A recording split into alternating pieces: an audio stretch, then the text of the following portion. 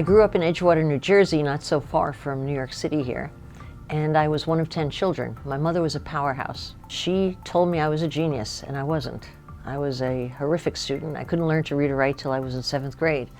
But in hindsight only, I realized that that set me up for a real estate career. And it made me an outsider early. I didn't fit in. And so when I came into the New York City market run by the Old Boys Network, I was the outsider, and I was perfectly comfortable in that spot. And I think that couldn't have been a better background for me going into my business. You know, I had 22 jobs before I found my career in real estate, before I was 23. The wonderful thing about having all those jobs is you learn about yourself while you're doing all different kinds of labor. Of course, none of them were important. They were all part-time jobs. Waitressing, lifeguard at a children's pool. I was a house mother at an orphanage. I was a hot dog salesman. I sold dresses at a store, whatever I could get my hands on. But you know what I learned? I learned what I was good at. And the only way you learn what you're really good at is not by dreaming it up when you're in school, but by trying things out. So I had the advantage of trying everything out. And what I learned I was good at was only a couple of narrow traits. I was really good with my mouth. I could talk people into stuff. And I was good at persuading people. And so I didn't label that as sales, but once I went into real estate sales, it was like a duck in water. I loved selling people because it didn't feel like selling. I was just having a conversation. And I did very well immediately the minute I opened up Corcoran Simone.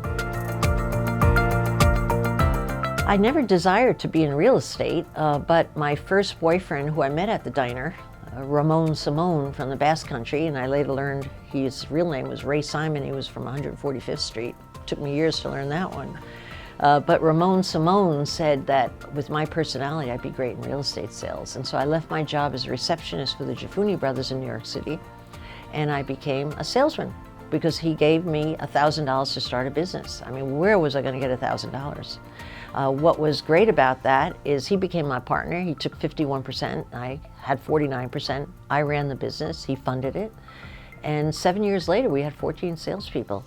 And that's when he announced he was going to marry my secretary. And that became the end of Corcoran Simone because I stayed with the business for a year, and then I decided to chop it up like you would a football draft. He chose the first person, I chose the second, until we each had a group of 7. And then I announced to my salespeople that we were going to move on Monday. And they said, where? And I said, it's a surprise. And it was a surprise. But we moved 3 floors higher. The same landlord I went back to and leased the floors 3 floors higher, the same space, and that's where we moved. And everybody had their welcome box and their possessions on their desk on Monday morning, 2 days later.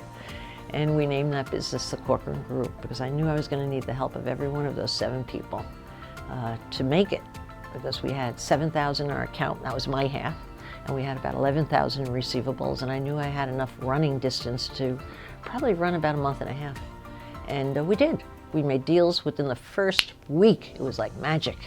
And we were off and running. And that was my second business, my true business, the Corcoran Group, that I loved like my own baby. Right after that happened, there was a real estate recession, and Corcoran Simone went out of business. And you'd think you would feel some satisfaction in that, like, ha ha, you know, the young girl got it in the end, you know, but not at all. It was very sad. It felt like the end to a chapter. But on the way out the door on that Friday, Ramon Simone did give me a gift of a lifetime. He told me I'd never succeed without him. Without him, he said. And I knew I'd rather kill than let him see me not succeed. And I did. I killed myself making a success of it because he gave me the power of an insult. Not the best way to succeed, but it was right up my alley. And I kind of used that my whole career to think of one more thing at the worst of times that would bring me over the edge and keep me going.